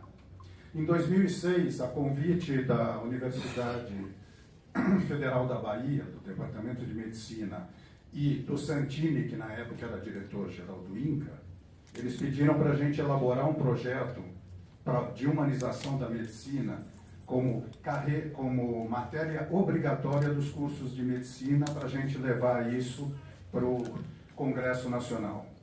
Tá? Foram feitas uma série de audiências, etc. A maior resistência que nós tivemos para implementar essa lei foi dos diretores dos cursos de medicina e dos gestores dos hospitais particulares. Tá? No final, a gente conseguiu aprovar uma matéria obrigatória de humanização nos cursos de medicina. Tá? Mas a humanização, perpassando todo o curso, ela foi bloqueada. E o que está em discussão aqui não é o médico que tem mais tempo, e eu acabei de passar isso há 2 anos em plano de saúde com a minha esposa, não é porque o médico tem mais tempo que ele sabe se comunicar, que ele tem qualquer nível de empatia e preocupação com o paciente. Tá? Quando a Vera fez a operação, ela estava com um tumor no cérebro, fez a operação, os médicos disseram que devia ser um tumor super pequeno e ainda muito inicial e que, portanto, ia ser um tratamento simples. A gente ficou esperando o anatomopatológico. Quando saiu, era grau 3, tinha que fazer radioquímica, etc. A gente sabe que leva um mês, em torno de um mês, para sair o resultado de biópsia, porque tem que ter prova, contraprova e etc. Sabemos tudo isso muito bem, só que essa espera é extremamente angustiante para todo mundo. Bom, chegamos no consultório do médico que ia dar a notícia. Né? Ele, depois de 1h30 de espera, de atraso, entramos no consultório, ele pegou a tela, olhou. Então, dona Vera, bom, a senhora está com um glioblastoma, que é um câncer mortal, mas não se preocupe, dá para manter um tempo de qualidade de vida. Nesse momento, como você tinha acabado de falar, a Vera já tinha desligado. Né? Primeiro eu pedi para ver a tela, e ele estava lendo o exame da Vera Maria. Tá? E a Vera, minha esposa, era a Vera Cristina. Né? Ele foi capaz de pegar o exame da pessoa errada. Segundo, ele não olhou para a nossa cara, ele olhava só para a tela do computador. Né? Bom, nós saímos de lá 45 minutos depois. A Vera entrou no carro possessa, porque a única coisa que estava incomodando ela é como o cara dava uma notícia daquela e mandava a gente embora em menos de 5 minutos. E eu explicando que nós ficamos lá 45 minutos, porque eu fiquei brigando com ele, exigindo todos os detalhes do caso depois do que... Né? Mas ela já tinha desligado, como você falou, ela não ouviu nada. Se eu não estivesse lá, se ela tivesse ido sozinha, ela ia sair de lá simplesmente sabendo que ela tinha recebido uma sentença de morte, ponto final. Ela não ia nem saber que aquele resultado não era dela. Nem isso ela ia ser capaz de saber. Tá? Então, o que eu estou dizendo é o seguinte, isso é uma questão da formação dos profissionais de saúde. E a questão da comunicação, ela não é só uma coisa da formação nas faculdades de medicina e principalmente na residência, quando é feita a desumanização total dos pacientes que passam a ser órgãos específicos para ser estudados em especialidades. Tá? Eu assisti um grande professor de oncologia aqui, quando nós estávamos fazendo o projeto, nós estávamos no consultório dele para fotografá-lo, num dos 2 principais hospitais de São Paulo, eu não vou falar qual dos 2 que é, mas é fácil de saber. Né? E ele estava com um paciente e falou, não, pode entrar, porque daí vocês já fotografam junto com ele e tal, não sei o que, todo comunicativo, ia aparecer num projeto, na imprensa e tal, né? Aí ele acaba de falar, pega o telefone, liga para um colega e fala, ô fulano, eu estou te mandando um fígado, porque você sabe que o meu negócio é rim. Tá? Então acho melhor o seu fulano continuar o tratamento com você. Ele não estava indicando um novo médico especialista para cuidar do fulano. Ele estava mandando o rim dele. Se fosse transplante, tudo bem, ele punha numa caixa com gelo e mandava o rim, né, o fígado, ou seja, o que for. No caso, ele estava mandando assim, o fígado. O sujeito ia levar o fígado junto. Né? Por acaso, ele era o portador do fígado. Tá? Isso é comum. Tá certo? Então, e outra, a linguagem dos médicos é um instrumento de poder. Tá? O médico mantém a linguagem hermética do mesmo jeito que, pela tradição sociocultural latina, só médico e advogado é doutor. Tá? Então, enquanto a gente não romper esta cultura, enquanto a gente não conseguir quebrar esse processo, nós não vamos mudar essa questão fundamental. Tá? Exato. Buscando, acho que é isso que é o nosso papel, né? Não só isso que você comentou, acaba que todas nós um pouquinho ficamos ao lado dessa paciente aqui como voluntários, né? E se preocupando de que forma que eu posso chegar mais perto sem até passar por esse exercício que nós passamos do silêncio, até que o silêncio dela seja respeitado, né? Treinar voluntários, treinar multidisciplinares é o nosso papel, como de sociedades, de treinar os médicos para que eles estejam cada vez mais preparados e atualizados com este tipo. Acho que chegar perto, trazer as sociedades para perto das instituições é importante, inclusive, porque nós das instituições, nós das organizações, estamos mais perto desse paciente, sentindo mais a dor dele e recebendo com muito mais facilidade do que esse paciente, que ele não vai falar isso para o médico. Ele vai falar isso para a voluntária que está acolhendo ele dentro de uma organização, que tem um bate-papo, que tem um momento de apoio para aquele paciente, ou que ela está ao lado dela, aguardando na recepção do hospital. Essa voluntária que a gente, como diz, somos pioneiras em cuidar dessa voluntária, porque foi sim um despertar de uma profissional, que eu falo hoje que o voluntário é o multidisciplinar, ele faz parte da multidisciplinaridade, porque ele é um olhar completamente diferente de todos os outros, mas ele é a parte que eu dou o coração, eu dou o amor, é uma rede de apoio. É a rede de apoio. Pegando um gancho das duas coisas, eu acho que tem o processo, o desafio da medicina, desde a formação. Eu sou professora de faculdade de medicina de graduação. Eu acho que tem muito mais do que só estimular isso, tem saber a respeito do que aquela pessoa está fazendo lá, tem muita gente que está lá com outros objetivos, tem questão de vocação. Então, para você trazer, não só na medicina, em todas as especialidades, para você trazer esse acolhimento, essa empatia, não basta só a gente mostrar e ensinar, tem que ser alguma coisa de cada um. E aí, eu já trabalhei em hospital, trabalhei algum tempo na filantropia do Sírio-Libanês, que tinha um voluntariado muito forte lá.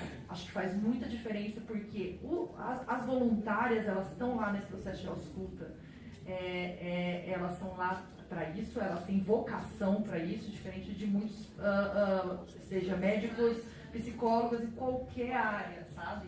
Então, a gente pode falar que algumas pessoas, eu trabalho, então, com o curso de medicina com graduação, a gente pode ensinar, trabalho com o curso de ginecologia para internato, a gente pode ensinar para os alunos como se comunicar, como fazer, como respeitar, não necessariamente isso vai ser absorvido, não necessariamente isso vai ser levado, e vai entrar na residência, a gente vai entrar numa loucura, a gente tem outras questões, não só técnicas, como cada um lida com aquelas dificuldades, tem também como o médico lidar com o diagnóstico. Dar o diagnóstico é muito difícil, né? Parece que não, receber o diagnóstico é difícil, dar o diagnóstico também é. Então, isso tem muita coisa por trás, eu acho que cada um tem sua função, eu acho que o voluntariado entra nisso imensamente bem. Porque já são pessoas que têm essa habilidade, que têm essa vocação, está lá para isso. Então, o acolhimento funciona muito melhor, a escuta funciona muito melhor. Então, eu acho que precisa ser um processo com todo mundo envolvido, sim. A rede ampliada de cuidados é importante. mas eu também concordo com você, tem que ser na formação. Inclusive, sabe uma ideia, Beatriz? inclusive eu Fabiana? brinco que tinha que ter teste de aptidão. Quando a gente vai fazer arte, você não tem lá um teste de aptidão? Tinha que ter um teste de aptidão para você trabalhar na área da Mas saúde. aí que tá, Fabiana. Não, porque hoje em dia não é mais vocação, é uma questão de carreira A maioria financeira. não é vocação, E- vocação é muito antiga. Só tem uma solução, que eu acabei de ter essa ideia agora, ouvindo a Beatriz. Médico, no momento que ele se formasse, antes de começar a trabalhar, na Inglaterra, por exemplo, ele tem que fazer medicina social. Ele tem que ir no mínimo 3 anos para o interior a fazer medicina de família. Mas aqui tem um processo mais rápido. Inocula nele uma doença grave e põe ele para o outro lado do balcão, para ele perceber como ele vai ser atendido pelos seus pares. Não necessariamente vai mudar a pessoa. A pessoa pode passar por muitas coisas e ela continuar sem essa habilidade. Mas sem mexe essa empatia, sem essa... Claro.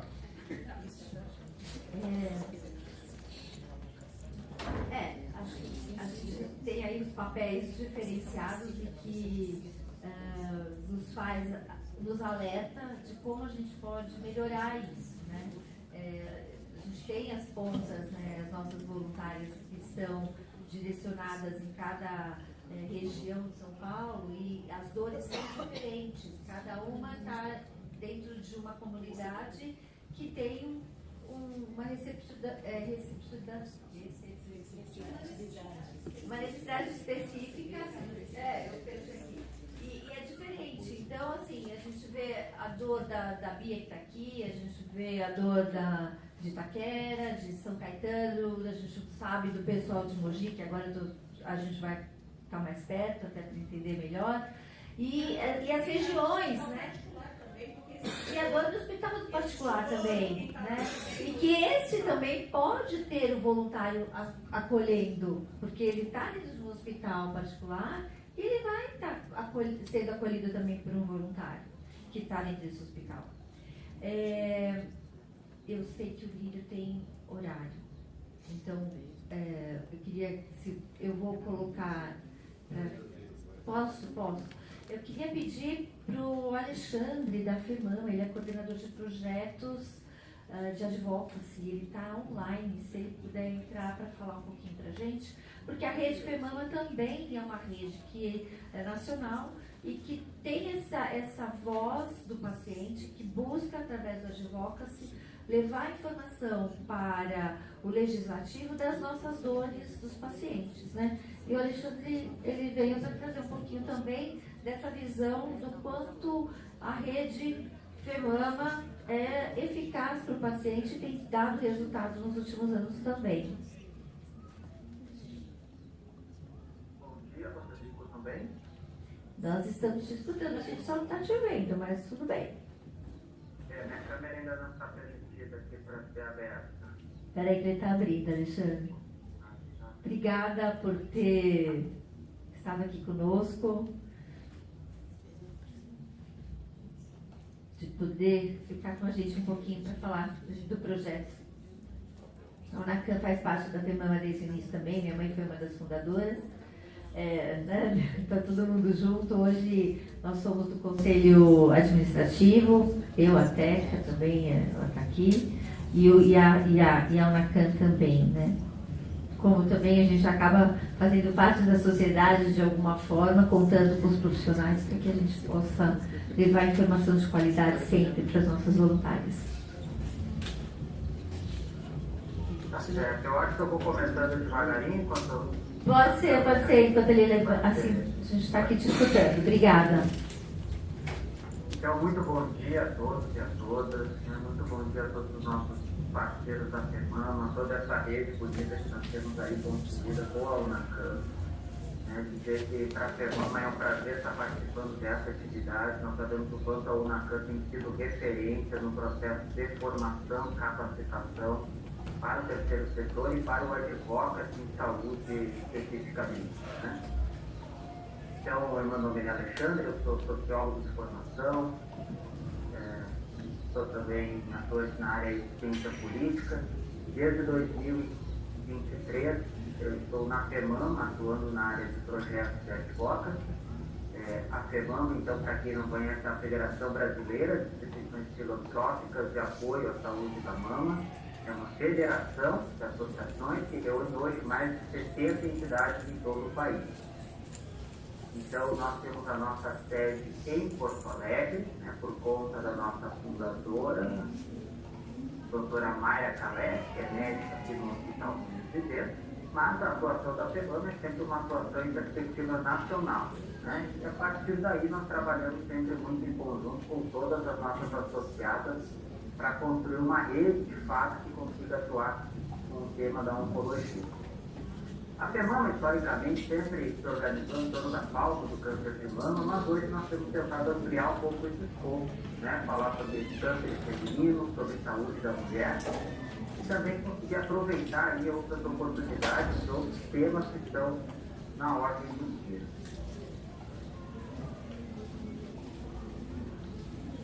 A gente também pediu, agora sim, perfeito. Agora, acho que a câmera abriu aqui. Mais à vontade aí. Olá, Alexandre, obrigada. Então, Pronto, novamente, bom bom dia a todos e todas. Muito obrigado pela oportunidade. Eu quero aqui trazer algumas questões para ampliar esse nosso debate e pensar um pouquinho sobre essa comunicação em rede. Né? Estamos falando de comunicação nas redes, mas o que nós podemos pensar em termos de comunicação em rede? Nós temos aqui no nosso grupo, né, especialistas na área do terceiro setor, pessoas envolvidas há muito tempo com a temática, e acho que podem me dar razão quando eu digo que o trabalho em rede ele foi se tornando cada vez mais necessário e estratégico para o terceiro setor, sobretudo para nós que atuamos na área de saúde. Então, trabalhar em rede já é mais do que uma tendência, é uma realidade do terceiro setor. A FEMAMA é um exemplo de rede, mas aí no nosso segmento da oncologia nós temos outras tantas redes constituídas, né? Temos o movimento Todos Juntos contra o Câncer, temos outras organizações que também já atuam nessa perspectiva, então isso já é uma realidade. E um elemento importante que tornou essa realidade possível, sem dúvida, foi o desenvolvimento então, de possibilidades de tecnologia que nos aproximam, né? Eu estou falando aqui diretamente da internet. Não fosse a possibilidade da tecnologia, talvez seria hoje muito difícil nós conseguirmos trabalhar em rede. Nós estamos num país continental, né? Nós teríamos aí dificuldades de logística para estar nos encontrando, para estar trocando, se não fosse a possibilidade que as redes sociais hoje nos possibilitam. E quando nós olhamos para a tecnologia das redes sociais, nós vamos perceber que ela também tem evoluído ao longo do tempo, de modo a se tornar mais amigável do ponto de vista do usuário. Né? Pensem assim, há 10, 15 anos atrás, as possibilidades que nós tínhamos de utilização da tecnologia da informação para nos comunicar, né? Como é que eram as redes sociais antes de como é que elas são hoje. Hoje nós já temos uma oferta muito maior de possibilidades, cada uma para atender uma necessidade de comunicação diferente. Então você tem lá, por exemplo, o antigo Twitter, né, o X, onde você tem informação em tempo real, informações mais diretas, mais curtas, mas que atende a necessidade daquele público que quer se comunicar com velocidade e falar tudo o que está acontecendo. Nós temos o Instagram, por exemplo, que tem uma outra perspectiva, né? Ele é mais visual, ele permite uma outra tipo de linguagem, né? E assim sucessivamente cada uma das redes e possibilidades. Então, isso do ponto de vista do usuário é muito importante, né? Porque cada um vai se posicionando ali nas redes da forma que se sente mais à vontade e a partir daquilo também que tem mais a ver com o seu perfil, o tipo de comunicação que gosta de estabelecer. E o importante aqui é que nós temos para todos os outros. Isso tem sido fundamental para o terceiro setor, que começa a aproveitar cada vez mais as possibilidades que a tecnologia oferece. Eu diria para vocês que nós temos, então, pensando na comunicação em rede para o terceiro setor, 3 características fundamentais, tá? Para nós dizermos que nós estamos nos comunicando em rede, certo? A primeira delas é a ideia da horizontalidade. Então, uma comunicação em rede é uma comunicação que ela é necessariamente horizontal, ou seja, ela não é vertical, não é de cima para baixo, né? Não é assim, a FEMAMA dizendo o que os seus associados devem fazer, ou a UNACAN dizendo como é que os seus voluntários devem atuar. A comunicação em rede é uma comunicação em que o trânsito acontece dos dois lados, né? Então, todos os pontos da rede, eles são importantes. O que nós descobrimos no trabalho do terceiro setor com a comunicação foi que nós poderíamos aproveitar o poder da horizontalidade. Ou seja, a informação que eu jogo, né, para minha associada que está lá no Ceará é tão importante quanto aquilo que ela joga de volta para o meu ponto da rede. Então, essa troca tem sido fundamental e tem nos aproximado. Então, no terceiro setor, nós queremos cooperar, nós queremos colaborar uns com os outros, nós precisamos estabelecer comunicação que seja horizontal. Todo mundo tenha o direito e o lugar de fala respeitado. Então, essa é uma primeira característica. Uma segunda característica é que a nossa comunicação em rede, ela deve potencializar o nosso conhecimento e a nossa criatividade. Então, assim, nós não estamos nos comunicando em rede, pura e simplesmente para bater papo, embora isso seja importante, né? E a nossa comunicação, ela precisa, de alguma maneira, nos trazer maior conhecimento e nos trazer soluções. Ou seja, é utilizar a oportunidade da inteligência social para a gente crescer. Na FEMAMA, nós temos tentado aproveitar o poder da diversidade da nossa rede para fazer projetos cada vez melhores, por exemplo. Então, quando eu tenho a oportunidade online ou offline de estar com as nossas associadas, com pacientes, com profissionais de saúde da nossa rede, tudo isso a gente tenta, na melhor maneira possível, aproveitar como ideia, como insumo, né?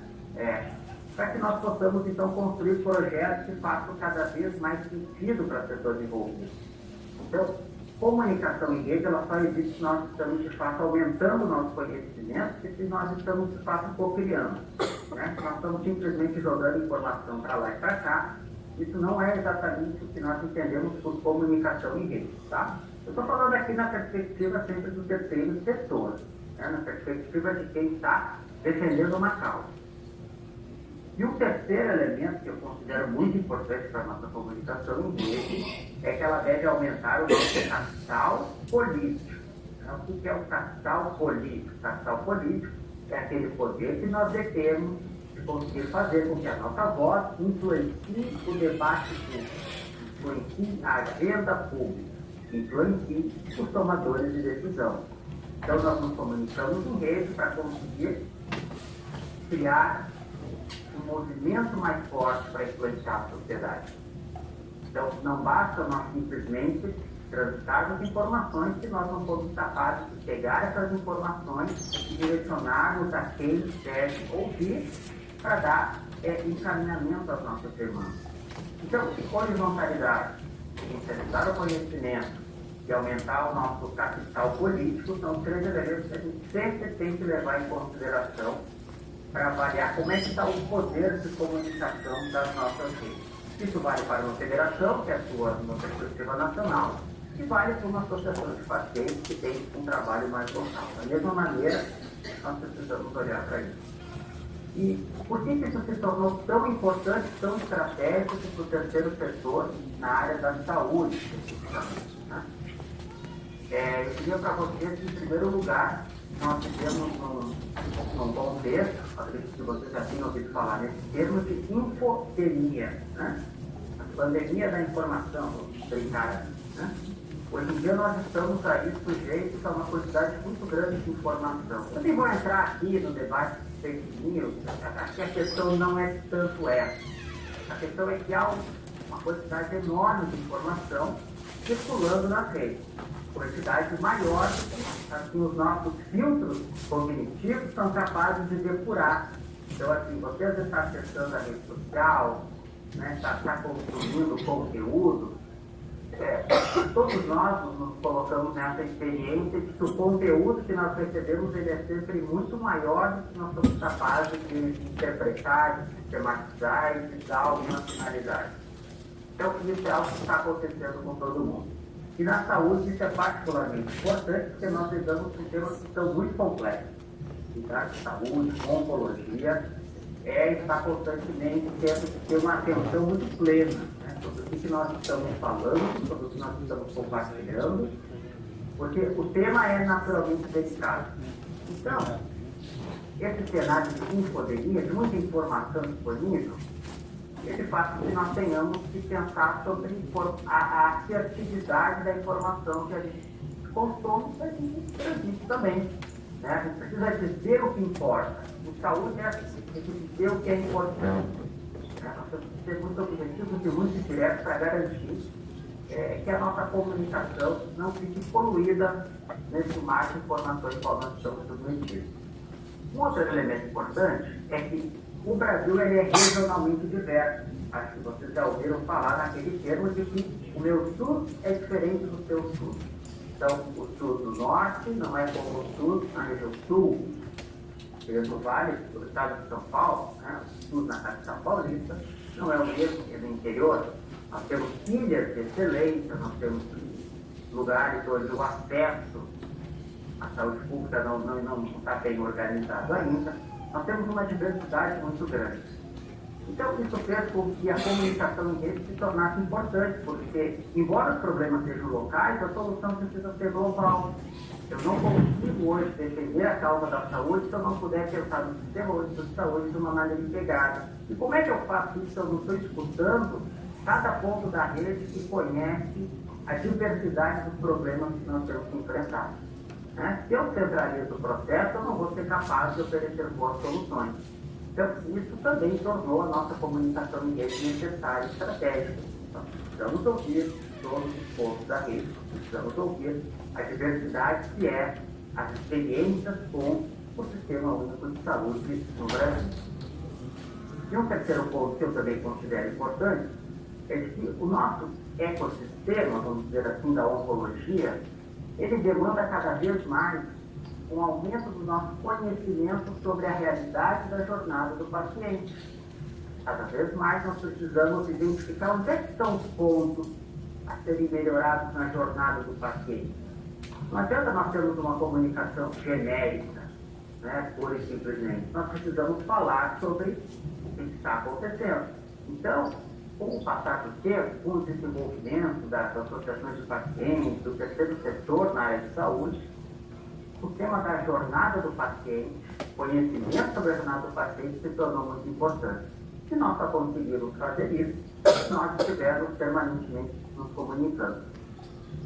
Então, esse é um tema extremamente importante, cada vez mais estratégico para a área de saúde. Nós vivemos hoje no Brasil, eu acredito, um momento bastante positivo, né, para a nossa área de oncologia. Nós tivemos aí recentemente a aprovação da nova Política Nacional de Prevenção e Controle do Câncer, que está em fase de regulamentação. Né? O governo, o Ministério da Saúde prometeu agora para os próximos meses apresentar já algumas novas questões. Tudo isso é resultado do trabalho que foi construído em rede. Ou seja, não é o Ministério da Saúde que está apresentando hoje a Política Nacional do Câncer, mas o Ministério simplesmente sancionou um movimento que foi feito pela sociedade civil organizada, através da Câmara dos Deputados, do Senado, dos representantes, através do trabalho das ONGs, que hoje se materializa em uma política que a gente espera que ajude a superar alguns gargalos que nós temos no sistema. Então, para concluir, eu só queria deixar aqui dois elementos que eu considero muito importantes para que a nossa comunicação de rede se torne cada vez melhor. Em primeiro lugar, nós temos que apostar no letramento. Né? A gente não se comunica bem se nós não estamos devidamente letrados no tema que nós estamos querendo comunicar. Né? O baixo letramento faz com que a comunicação seja truncada. E o segundo elemento importante é que nós temos que ter a cultura de dar o feedback a respeito das redes de comunicação que nós participamos. Então, assim, tenha por hábito dar o feedback daquilo que não funciona. Nós aqui na Semana recebemos sempre ótimos feedbacks da UNACAM, de outras associadas. Olha, vamos melhorar isso, vamos melhorar naquilo. Porque a comunicação tem que ser uma via vai e vem de duas mãos. Do contrário, a gente fica também falando de uma perspectiva sem entender o que está no entorno. Então, assim, apostar no letramento, ser capaz de dar bom feedback, de trocar, é o espaço que pode melhorar as nossas redes de comunicação. Eu acho que é uma tarefa que nós temos pela frente, né? Porque, afinal de contas, nós temos muito trabalho aí, ainda nessa área do advocacy, no tema da oncologia. Então, pouco essa minha contribuição. Agradeço por essa oportunidade e estou à disposição para conversar com vocês.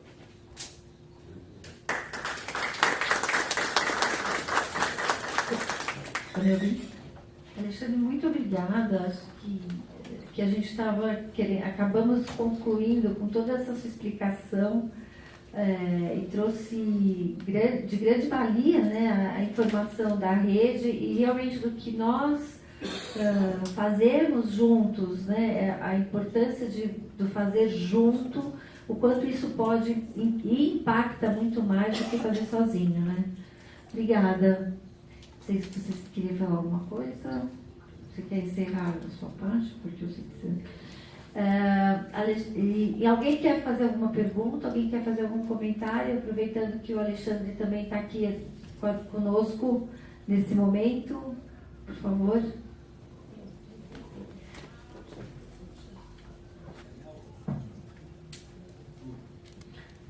Mais uma vez, bom dia. Só fazer uma consideração. Há alguns anos atrás, vários anos atrás, eu também fui palestrante, sou advogado, sou jornalista e político por excelência. Graças a Deus eu não tenho vergonha de dizer que sou político. Tenho feito trabalhos, acho que relevantes nesse campo. Lá na década de 95, entre os anos 95 e 98, quando começou o CIEPS, a história da escola em período integral, eu era palestrante e também fazia palestras e fui a uma região de Itaquera, tem pessoas aqui, e ali nós detectamos uma grande evasão dos alunos. E aí a evasão se dava pela culpa, porque o aluno ia para a escola, natação, balé, jazz, violão, futebol, várias atividades, além dos curriculares. Quando ele voltava para casa, ele se deparava com aquela triste realidade. A irmãzinha grávida com 12 anos, o outro irmão na droga, a mãe espancada, aquelas alcoólatras, e aí ele, falta de esgoto, saneamento básico, nem comida na geladeira, como a professora está dizendo. Marido preso, ou alcoólatra espancando aquela mulher todo dia. E aí, numa dessas palestras que eu fiz, que eu havia vivenciado essa situação de ir à comunidade e constatar por que o aluno evadia, nós encontramos também essa questão de mães doentes por câncer. É uma coisa, né? E aí, especialmente as meninas se sentiam culpadas de ficar na escola, porque quando ela voltava para casa, ela via aquela mãe abandonada na sua dor. E ela abandonava a escola para ficar tentando cuidar da mãe. Então ali me veio, quando eu fui prefeito, várias ideias, né, de humanização. Criamos na cidade serviços de urgências e emergências separadamente, incentivamos ações preventivas, várias questões. Mas eu queria colocar isso, como é importante que de repente a gente volte esse aspecto que o Alexandre tão bem falou de comunicação para dentro da casa.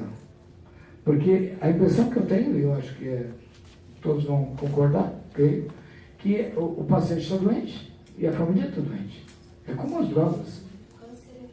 É coletivo, é como um filho com drogas. O câncer não adoece a pessoa. O câncer adoece a família. E a sua rede de suporte. Exatamente. Então a gente tem que ter um colegiado aí de abraçamento, de abraço, muito grande que vocês já fazem, mas inserindo nesse abraço a família com conteúdo de informação, para que a família também seja esse apoio lateral, porque a gente tem se preocupado muito em passar informação, entendi perfeitamente o que a Alexandre falou, está perfeito, mas tentar estender mais esse campo de visão para o resto da família que também está com a doença e que acaba muitas vezes não tendo informação para ajudar nesse abraço. A família ela é tão importante quanto aquela pessoa que adoeceu, tá? Porque quando a gente fala em adoecimento grave ou outras coisas, isso interfere no sistema. A gente tem que pensar que família é um sistema. Tá todo mundo interligado. E dependendo de quem adoece nesse sistema, como por exemplo uma mãe que às vezes tem vários filhos, ela é o centro do sistema. Então, todo o resto, ele também vai sofrer em decorrência do câncer. Ele não tem o câncer, mas ele sofre tanto ou mais quanto a pessoa. Então, o cuidado, ele tem que ser estendido. Aí a gente fala dos cuidados ampliados para a família, para a equipe. Eu falo, a psicologia, ela trabalha com uma tríade, é paciente, família e equipe. Porque a equipe também são seres humanos, que também têm suas questões e também precisam ser olhados e cuidados. Então, olha como a rede, ela pega todo mundo. E faz diferença até para a aderência do tratamento, estratégia de tratamento, né? O apoio da família e o aconselhamento, informação e acolhimento. É isso, obrigado pela oportunidade, apenas um comentário. Obrigado, né? E a gente acaba, a rede, né? Quando essa paciente vai para dentro de uma das ONGs sendo acolhida, a família acaba sendo acolhida também por essa ONG. Né? Nós inclusive, o paciente, ao entrar na ONG, a gente atende ele com a terapia familiar. É a terapia familiar que é a porta de entrada desse paciente dentro da ONG, para acolher a família e entender o processo do que essa paciente vai passar. E é aberto para todas as instituições. Quem quiser pode ter acesso porque é online. Aí tem a telemedicina, a parte do digital que até ele acabou de falar, o que a gente acaba auxiliando um pouco mais pessoas, né? E a Alexandre falou muito bem isso, até que nós estávamos falando da rede e do quanto a comunicação, né, o digital facilitou para que mais pessoas tenham acesso, e também no horizontal, que você comentou, né, Alexandre? Quanto a gente pode hoje falar muito mais com as instituições, como nós nos encontramos muito mais para discutir sobre os assuntos, como fortalece uma ideia, né? Quando nós temos as nossas reuniões e a gente fica sabendo o que está acontecendo no Nordeste, o que está acontecendo no Sul, todas nós conseguimos alinhar um só. Como eu posso te ajudar aqui, o que está acontecendo aqui, e esses encontros acabam facilitando muito e trazendo muito conhecimento para a rede de voluntários, né? Também entender o que aquele paciente está passando.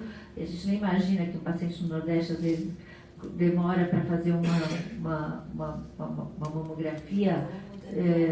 Como demora? Porque não tem uma mamógrafo na cidade, é na cidade vizinha ou muitos quilômetros de distância, que muitas vezes essa cidade vizinha está bem distante, né? Então, quando a gente fala de um país com vários momentos e mundos diferentes, nós temos que entender de que mundo você está falando, né? Porque São Paulo é uma realidade, o Sul é outro, o Nordeste é outro, o Norte é outro, e a gente tem aqui grandes experiências do voluntariado, né? Em regiões diferentes. E aquela coisa, né, que a Clarisa falou, ter um mamógrafo é longe ou perto, enfim, também não basta só o mamógrafo, né? Porque assim, a gente precisa do médico, porque assim, se eu tenho uma mamografia com nódulo suspeito, eu preciso de um médico para fazer uma biópsia e para fazer um ultrassom. E aí, como que eu faço? Tem mulheres que ficam 1 ano com a mamografia debaixo do braço, procurando um lugar para fazer uma biópsia. Então, assim, é essa informação que a gente tem que levar para as pessoas. E aí entra a comunicação em rede. Se você tiver uma mamografia suspeita, é dever você fazer uma biópsia e existe um tempo para isso. Então, quando a pessoa está munida dessa informação, ela consegue. Então, olha a importância dessas comunicações. E a gente tem um trabalho, está fazendo um trabalho já há 2 anos a respeito disso. A importância do rastreamento, fala-se muito isso no Outubro Rosa, sendo que a nossa realidade no SUS, na maioria das vezes, você não precisa de mamografia, né? Câncer de mama localmente avançado, é visível, né? Você não vai precisar fazer mamografia. Então você precisa da estratégia mais rápida para você conseguir fazer o diagnóstico e o tratamento, isso muitas vezes não é possível. Então, a nossa luta atual, talvez, dependendo da realidade, seja um acesso diferente a estratégias diferentes, né? E essa é, inclusive, uma das críticas a respeito de toda a campanha de Outubro Rosa, que muitas vezes foca em cima do rastreamento, sendo que o rastreamento, talvez, no Brasil, em algumas realidades, não seja nem perto do que é mais importante, né? As suspeitas já são... A nossa diretoria, inclusive, tem se ligado muito e tentado traçar, inclusive, parcerias com a Secretaria de Saúde Público aqui dentro do Estado de São Paulo, que é onde a gente está atuando, a respeito do câncer de mama localmente avançado, que até aqui em São Paulo é também uma realidade, né, em muitas regiões, o diagnóstico dele avançado. Então, isso são mais coisas para serem pensadas. Bom dia a todos. Hoje. Desculpa, Alexandre, você falou alguma coisa? Sim,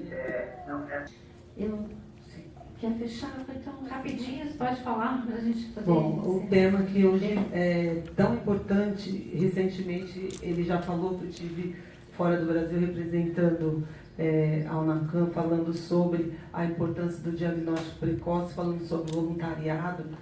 E o que mais me impactou lá foi quando, em uma das nossas reuniões, uma mulher levantou e falou que, por mais que se tenha campanhas de Outubro Rosa, porque lá tem muito também as campanhas, mas não tem da forma como nós fazemos aqui no Brasil, porque nós entregamos muitas informações. Sabemos que a maioria das pessoas no mundo morrem por falta de informação, né? Então, o que elas falaram? Nossa comunidade brasileira lá é muito grande, nós temos mais de 300 mil pessoas residindo hoje na Inglaterra. E o que elas falaram? Receber as informações da forma como você nos trouxe é novidade para a gente. Porque por mais que os brasileiros falem inglês em outros países ou outras línguas, eles nunca conseguem receber a informação de forma precisa. Porque lá não tem essas rodas de conversas, não tem palestrantes, não tem pessoas que façam esse trabalho que nós fazemos aqui.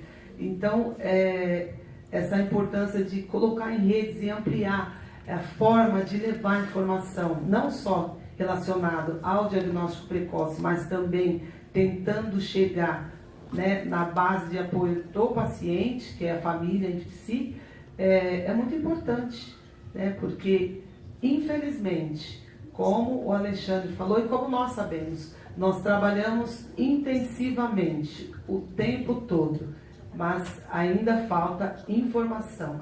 Falta nós levarmos muito mais do que nós estamos levando. Obrigada pela contribuição. Eu vou fechar. Posso? Eu só queria, falando de informação, eu lembrei agora o Alexandre, né?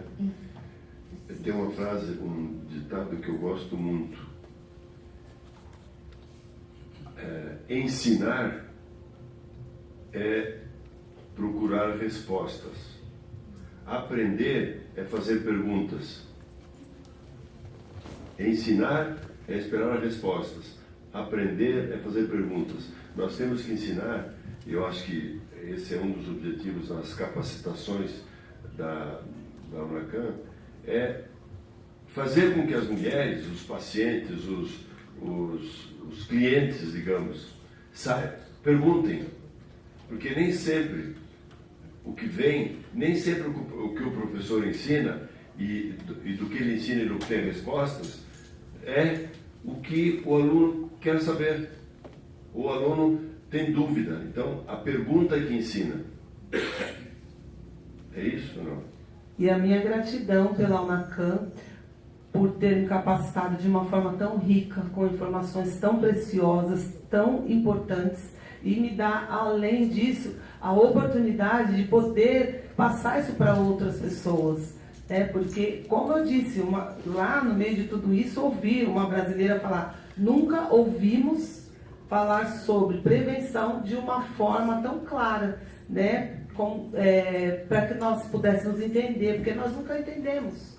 Da forma que eles falam lá, difícil a compreensão, o entendimento.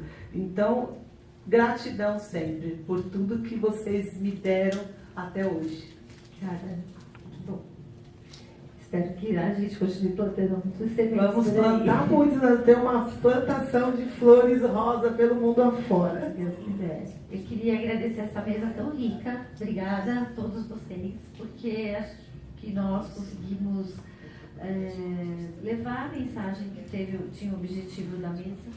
Cada ponto aqui colocado, tenho certeza que plantou um despertar aí em vocês de como a gente pode fazer melhor e juntos entender que nós somos capazes de mudar muitas coisas e precisamos estar juntos para que isso aconteça, né?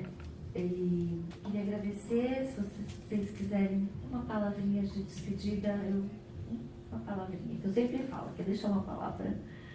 Quer deixar uma palavra? Já deixou? Beatriz, fica à vontade.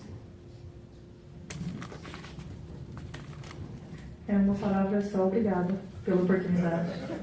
Então, por estar aqui, muito feliz e grata por conhecer mais do que só por rede, por propaganda, por vocês pessoalmente, e eu acho muito bonito todo esse trabalho. Não tenham, e o que for necessário eu estou junto e posso ajudar e proliferar o conhecimento. Se comuniquem, é importante, né? De todas as formas. E eu vou continuar aqui com vocês o dia todo, então vamos poder ir seguindo. Alexandre? Gratidão por Obrigado, hoje. Larissa, obrigado, Nacan. Eu quero dizer para vocês todos que é importante esse trabalho que é feito pela Unacan para influenciar também todos os outros pontos dessa nossa rede, da rede FEMAM. Eu acho que todo o trabalho de excelência ele influencia para que novas boas experiências também despertem aí Brasil afora. Então, obrigado por esse trabalho que vocês realizam aí em São Paulo. Obrigada, Alexandre. Obrigada mesmo.